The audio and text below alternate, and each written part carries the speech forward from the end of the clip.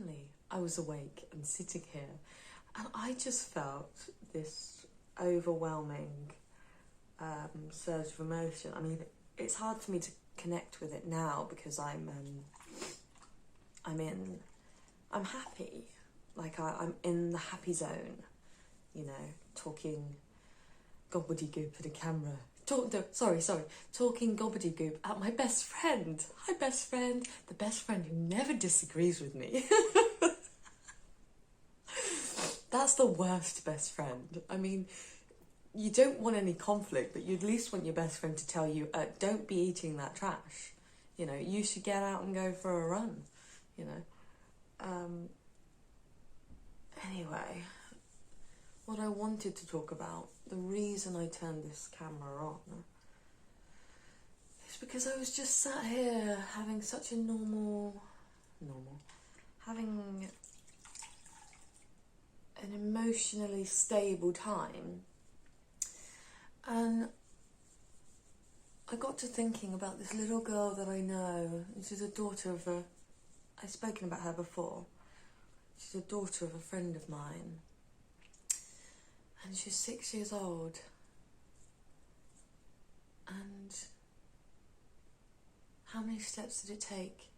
Maybe a handful of steps and I was crying. My daughter's friend, she's 6 years old.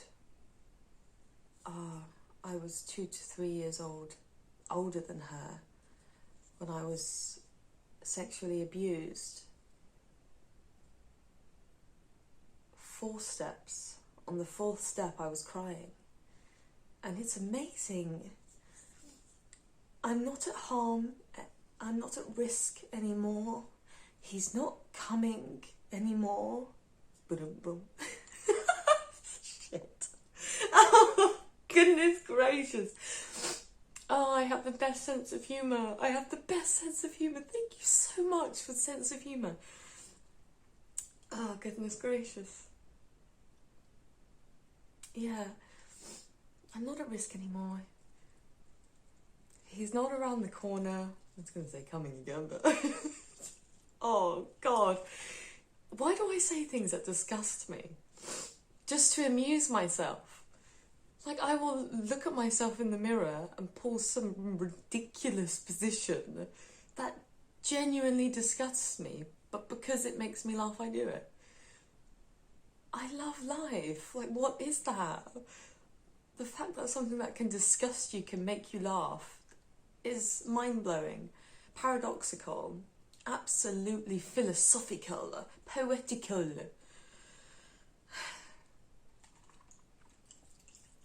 Yeah. And I thought I wanted to talk about that fact that it can take 2 steps, 3 steps, 4 steps, one trigger, and our suffering grabs us again. Though he's not at the door, he's not lurking around the corner,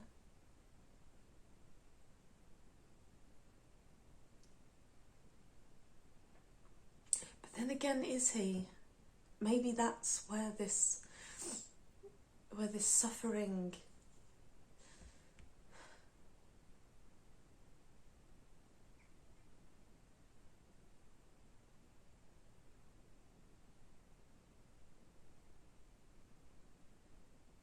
maybe that's the poetry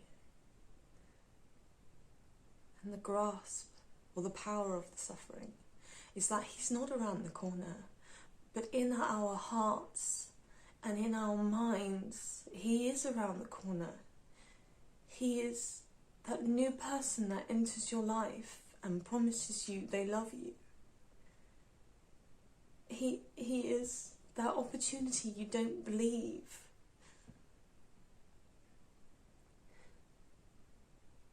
He is shielding the beauty underneath.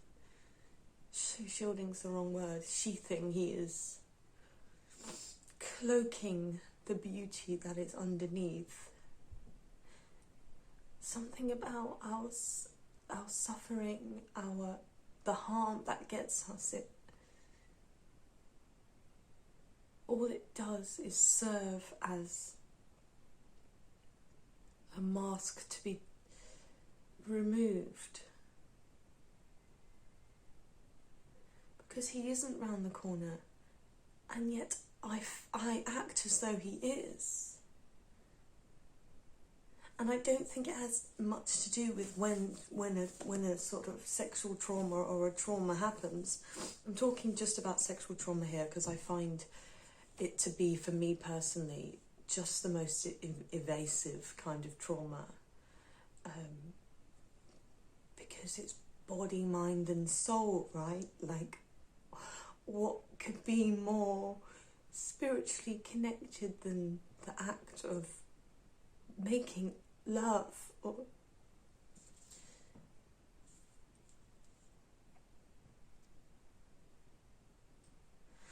And so how do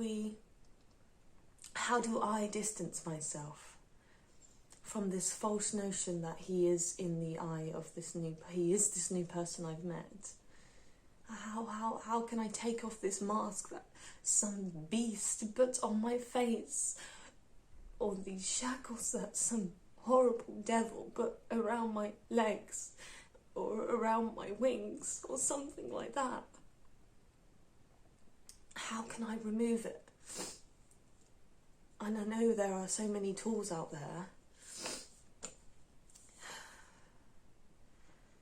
that it all comes down to this shift in mindset, this shift in vibration. And it takes work and it takes time. Oh my goodness, it takes so much time, but time flies.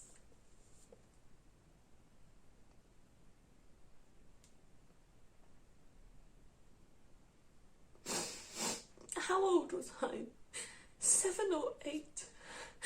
Could you imagine? 7, 8 or 9?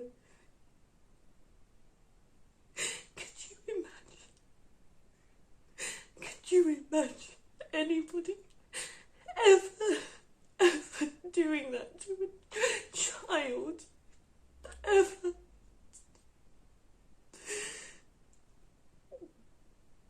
It is so disgusting. It is so evil.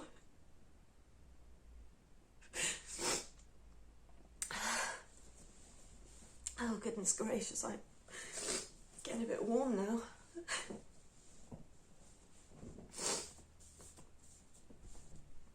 Oh, no wonder. I've got 2 pairs of tracksuit bottoms on it.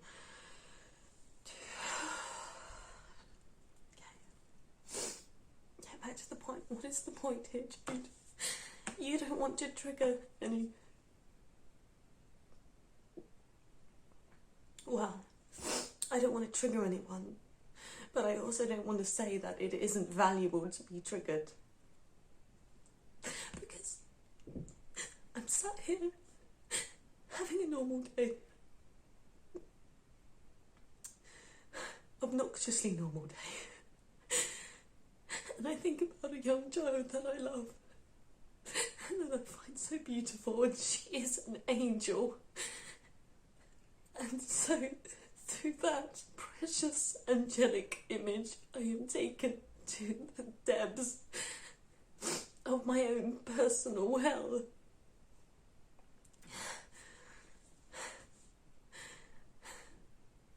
And so I can be triggered, you can be triggered anyway.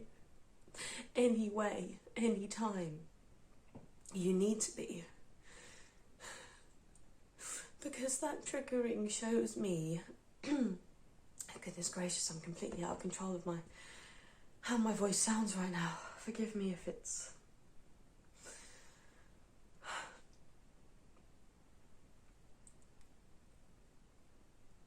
The trigger shows me that I am yet to be fully liberated. I am still imprisoned within some vibration. I'm not imprisoned by this disgusting man whom I wish I could see his face.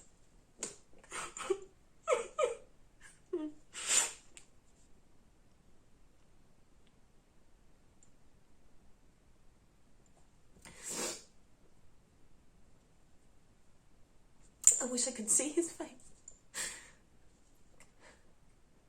Because I understand evil now. I understand. I've taken time to study crime and psychology and sociology and poetry. I understand the humanity, the beauty and necessity of evil, but I need to look my evil in the face. I wish I could look my evil in the face.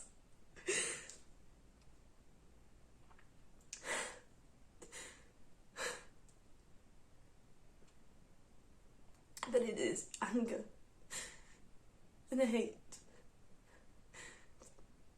and fear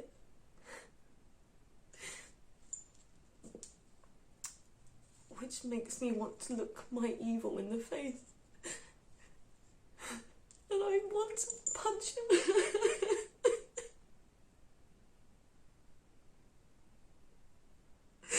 And I feel so bad for wanting to punch him.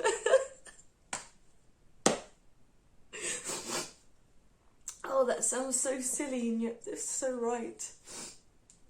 I should feel bad for wanting to punch him.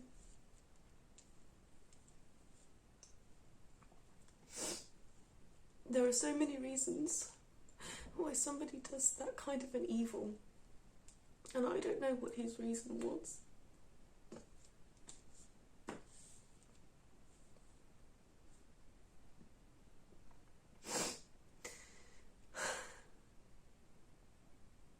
The worst thing is I think he just did it for his own pleasure.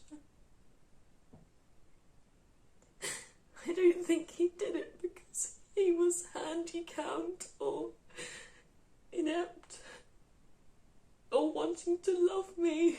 I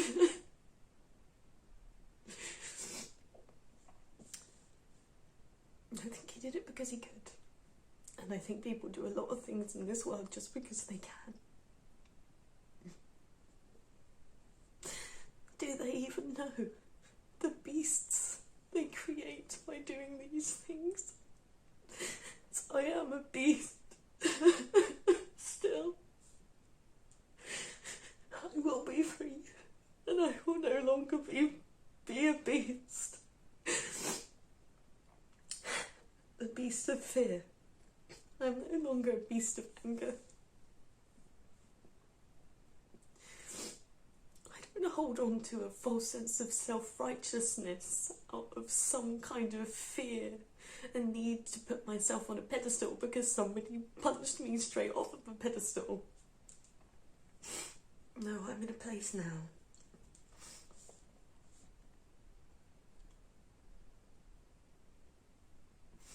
of love.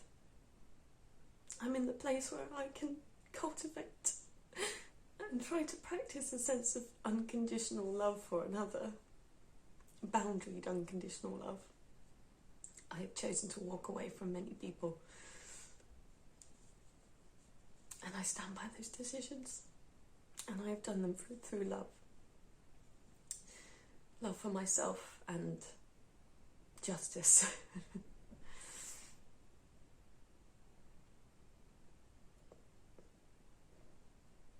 But now comes the final step, the final boss. How to release and truly let go of that energy that has stuck itself onto, and that sickening energy that some man, some devil put into me. Some twisted.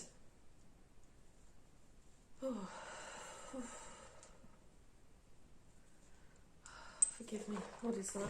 It's probably work.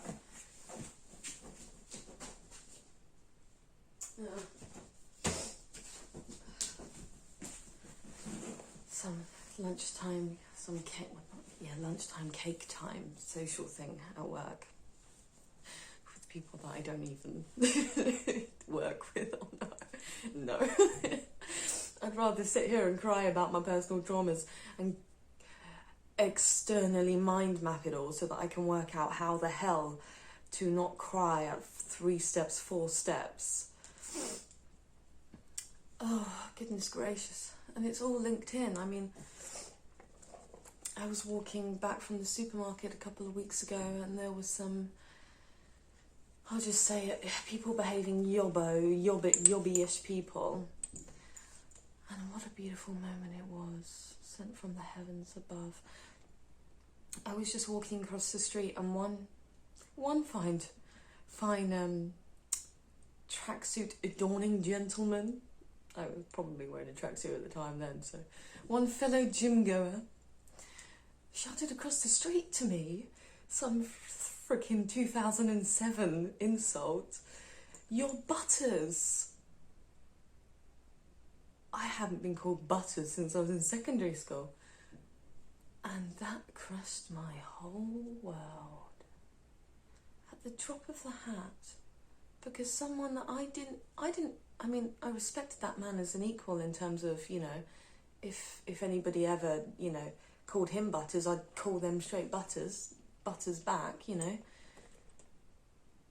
But because he called me Butters, even just saying the word Butters, it crushed my whole world. It crushed my whole world and I believed him and I was Butters. But his friend said to him, and in that moment, his friend was like an absolute, just like the most attractive force I'd ever encountered. In that flash of a moment, I was like, wow, what a juxtaposition. 2 friends. One friend devil, one friend angel. And he, you know, guy says, "You're Butters" to me. I mean, at least get a good look before drawing a conclusion. I mean, crikey. And his friend said, "Don't you dare say that." And that whole encounter was like a little reminder, a test from the universe, basically. Because I should have said that for myself. I mean, it was like 11 o'clock, about 10:30 or something at night. So, you know, 2 young, probably teenagers, hanging around in the street at that time, willing to shout that kind of an aggressive exchange at, you know, some lone woman. I didn't really feel like shouting back, but in a way I could have, and it was an invitation to shout back. How dare you, don't say that. But the universe said it for me. His own friend said it for me. And that whole triggering situation, again, I guess coming back to triggers, that whole triggering situation reminded me of how broken I still am, how fractured I still am deep down. That someone that hasn't even earned my respect can shatter my whole world. And how attractive and how vital I feel it is to stand up against injustice, you know, or just ill will, and say, "How dare you? How dare you? Who are you? You know, who are you, friend? You know, if I'm Butters, then, you know, if beauty is in the eye of the beholder and you're seeing Butters, who are you? What are you? What seeds are you planting? You know?" And needless to say, I was in a bad place. The universe does this. Sometimes when you're in a bad place, it keeps knocking you. I haven't quite dissected why that is, or the poetry, the poetic vital beauty of necessity of being kind of beaten multiple times when you're down. Needless to say, again, needlessly say, that's, you know, really left me feeling Butters inside and out. I just, you know, and it was that need to externally grab onto validation. Oh, goodness gracious, please forgive all of my popularity and all of the notifications that keep popping up. It's probably just absolute junk. Like the amount of junk mail that I get is just crazy.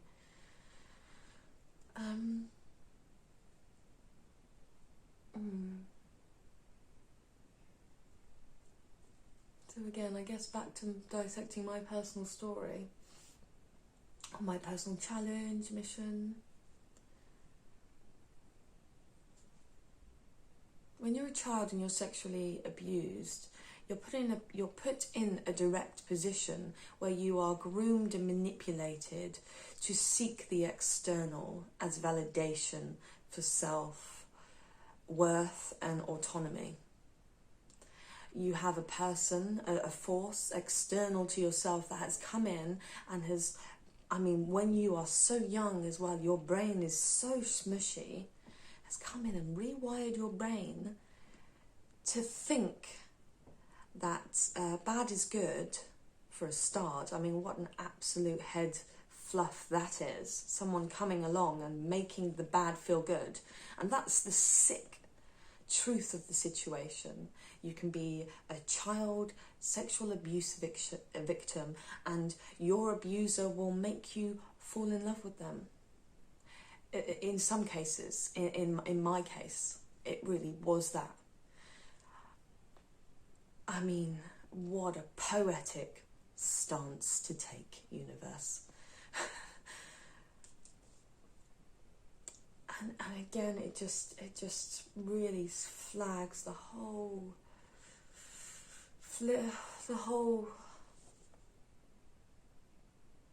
yin and yang, coined nature, the as above, so below state of affairs. Beauty is in the eye of the beholder. But there is right beauty and there is wrong beauty. And when it comes to children, we should hold firm what is right beauty and what is wrong beauty. I don't care if your version of love says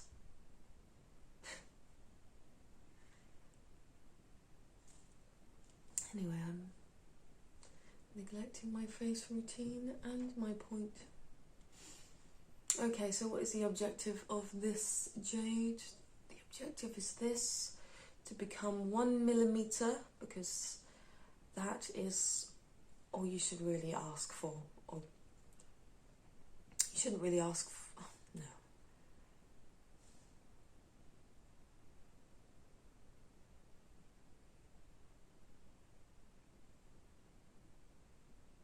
Ask for something you want in terms of your affirmations.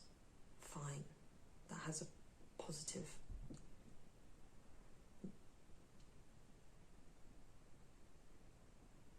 A positive contribution.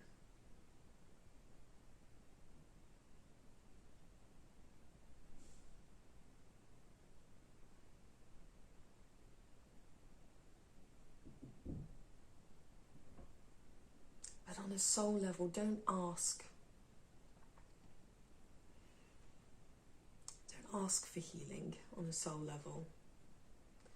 On that soul level, the soul is the place for meditation. In the soul, meditation or the like should live.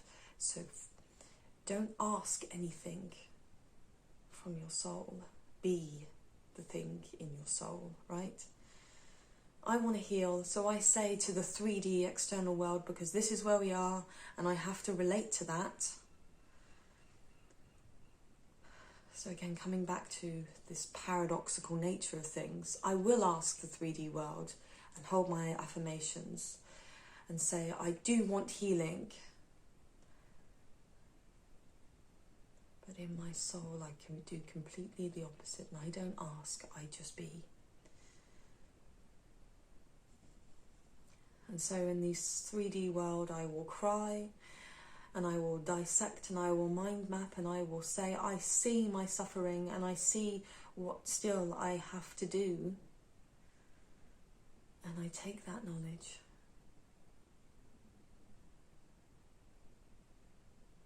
And then I condense it and quiet it down to a state of nothingness. confident knowing,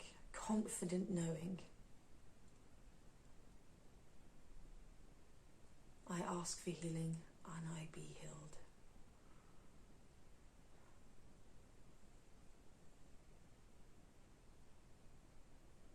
And so if your 3D eyes, Jade, want to cry, not because a man violated you and messed with your brain, your 3D self wants to cry because it still feels so lost and confused. Let it cry and ask for healing. See who you must see, dance how you must dance, and so on. In the 3D to get that healing, and time will do its thing. But in your soul, nurture that quiet, that peace and quiet. When you were in the depth, the real depth of your suffering, you didn't know you were suffering. You just thought that was who you were. You just thought you were angry. You just thought you were self-righteous or better than everybody else because you went through this and you know what it feels like to be this, you know. Nobody else's suffering matters because they don't even know what suffering is. You didn't know you were ill then. You didn't know. Because you thought this and that and this and that and that. But the more healed you become, the more healing you do, the more quiet you become internally. And the more quiet my internal becomes, the more open my throat chakra becomes.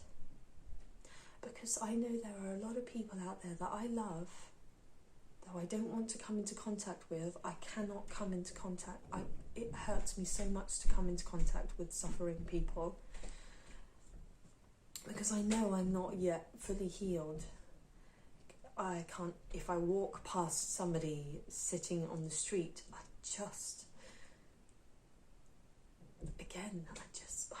brought to this interesting, horrible place. But I can still share my words, and I still want to share my words and my perspective in the hopes that they touch someone. And I'm sorry, I was just going to laugh at the word touch there. I love my sense of humour, and I hope you get my sense of humour. I mean, do you know what? Looking to the positive, which is what I really do cultivate, despite the fact that I allow myself, well, not necessarily allow, I think allow and accept that I go into the darkness, because it's a real darkness, you know, it's not just, it's serious when you know, our trauma is serious, it's not something to, anyway, my original point was, if ever looking to the positive, you know, thank the heavens I was sexually abused, because now I can make jokes about sexual abuse and nobody can make me feel extremely small for doing so. I mean, you can make me feel small for doing so because, you know, there's always a risk of hurting somebody out there, isn't there? Through joking about these serious topics. But you know what?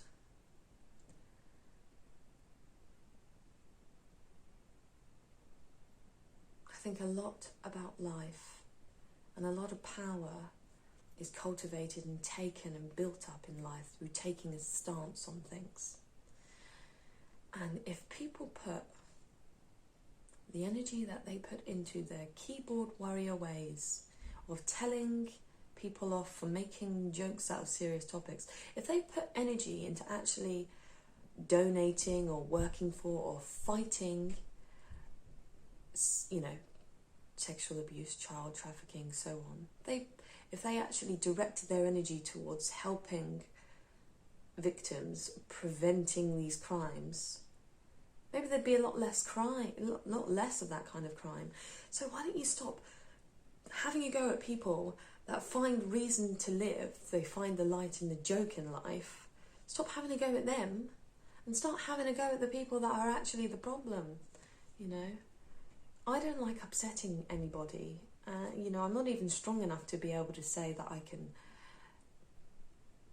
accept the fact that I may upset people, because that really upsets me, the thought of upsetting people.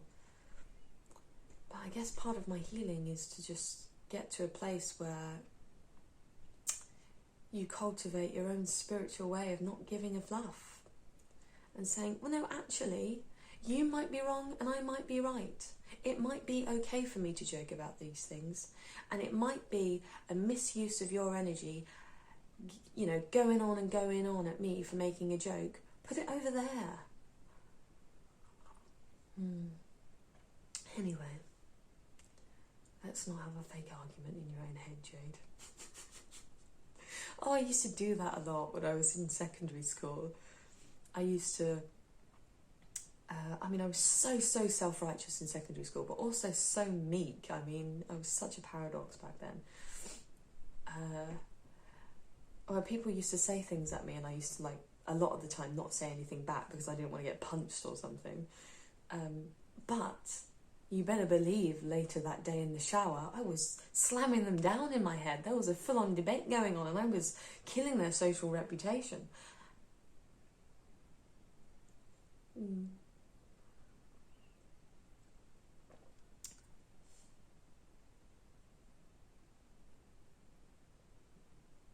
So, what is the moral of this post? The moral is, it's okay to make jokes on serious topics. You know, it's okay to stand up and say, I don't like that joke, but it's also okay to make the joke. It's important to make the joke about the serious topic which is hurtful.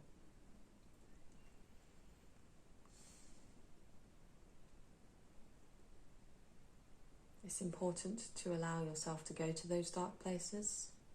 Triggers can be good.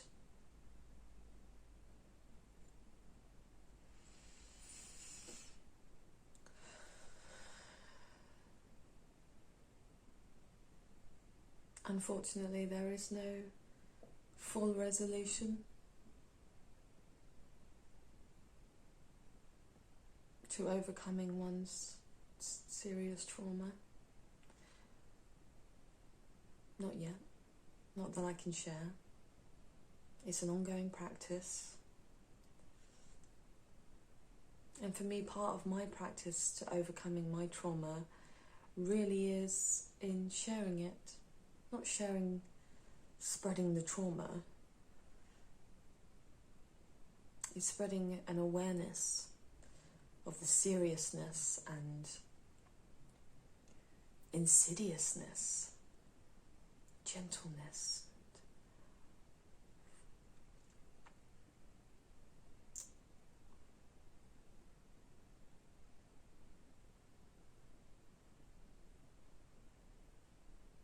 I want to say volatility, but I don't think that's a word. And I'm really glad that I admitted that on camera, or said a word that doesn't exist on camera. I was so insecure about I don't know if I've mentioned before, but my goodness, I didn't learn to read until I was, or write, and I'm tongue-tied as well, so sometimes I will pronounce things wrong. So I've been a real stickler about not exposing, or mustn't make a mistake when it comes to English. But no, I guess that's part of my self-acceptance, is I will admit that volatility, if that's not a word, it's a gosh darn word now. The volatileness, let me think of an alternative word. The explosiveness of trauma as well. And if you notice that you can go from 0 to 100 very quickly in any of the emotions, let's just focus on the bad emotions, anger, jealousy, you have a lot of healing still to do, you shouldn't, and again it's a scale, and again takes time, and again it all has its uses actually in art. It's really vital and really fun and exciting and important to be able to just go to a place suddenly, you know. But if it's causing destructive, you know, patterns or outcomes in your own life or those that you love in their life, then you really need to get over that behaviour. Don't do it anymore. And I've successfully managed to do that. However, if I'm on the computer and the computer isn't working as it should, and you pay, oh my goodness gracious, and you have this kind of a Apple thing that costs an unethical amount and it doesn't work how it should, I go from 0 to 100 because that is not on. That is not on. I have had this thing for a year, and it is not working as it should. So you know what? I go to from 0 to 100 there, and that suggests to me I have a lot of healing to do.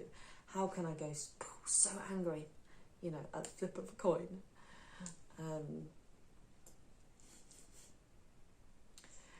And that really disturbs me, to be honest. So I shouldn't do the 0 to 100 thing often or at all, because it's just disturbing to the spirit. So you shouldn't do it either. Pardon me, I wouldn't recommend it. Pardon me, goodness gracious. But awareness is like most of the journey, right? So if you're aware of something, you can catch it and you can manipulate it, you can change it. And so in here, this practice, I suppose, is my way. You know, on this average day, I was an 8-year-old again. A helpless 8-year-old. Oh, goodness gracious. I perceived myself as helpless. You know, during the abuse, I was groomed and manipulated so tactfully that I didn't put up a fight.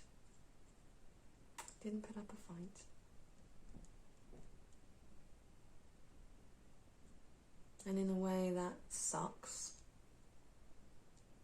That really sucks. But it's my story. And it's beautiful. And it is beautiful to me.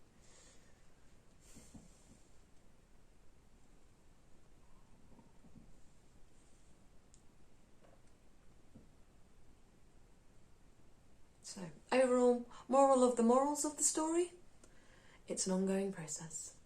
Cry when you need to cry. Dance or create something with your trauma. Do it. Even if it's just like what I'm doing now, sharing the naked humanity of the situation and experience of the situation. I could do it succinctly, but that's what therapists are doing. That's what, you know, academic researchers are doing. I'll let them do it. I guess my role, my domino, the kind of domino I am, I guess I'm the grassroots, nitty-gritty, rough around the edges kind of spirituality growth promoter. You know, I am the dust. Whatever that means. Anyway, I should get back to my normal life.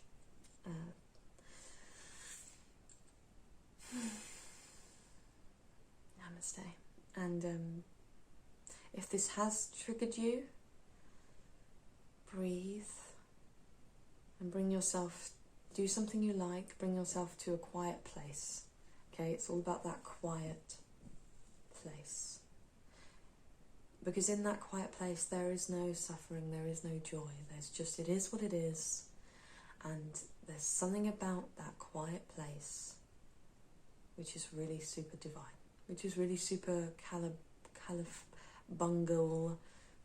No, calabunga?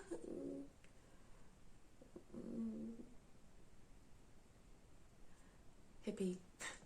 There's something radical and absolutely liberating about that quiet place, and essential and true to self about that quiet place. Self is in the quiet place. Okay, experience and 3D is in all the emotions and all that. You know, notice how you are dual, like me, maybe less volatile, but you are happy, you are sad. But if you can be both of these opposite, if you could be both ends of the spectrum at the flip of a coin, that knowledge should lead you to the conclusion that you are the spectrum. If you are the spectrum, you are happiness, you are sadness all at once. You are the quiet place, because in the quiet place dwells everything. Go to that quiet place. Go to the space where happiness and sadness live in harmony. Go there in meditation and acceptance, naked. Go there and dwell to find self, free of trauma. It will take time. It will hurt. You will feel good. You will feel self-righteous. You will feel achievement. You will feel behind. You will feel in front. Go to the quiet place. There you will find your self-worth. And living and acting from a place of self-worth will get you your dreams and get you your peace.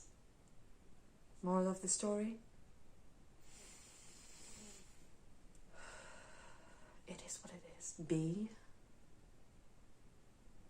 Accept it all with grace. The triggers are messengers. I hope and do not hope that this video has triggered you. Everything comes in its right time, but I hope it's not too harmful, so I don't wish anybody any harm. But I do also, in my attempt to heal myself, try to cultivate faith and live in grace. And that faith and grace tells me even the bad is good and has its goodness, leads to goodness. But that is faith and grace. That is my own faith and grace. I'm not saying it's the way, I'm not saying it's right. Just saying it's my bird that I'm following. But it's led me to here, where I can talk about things that are just so perplexing to me and feel like they do heal others. Happy Friday. Namaste.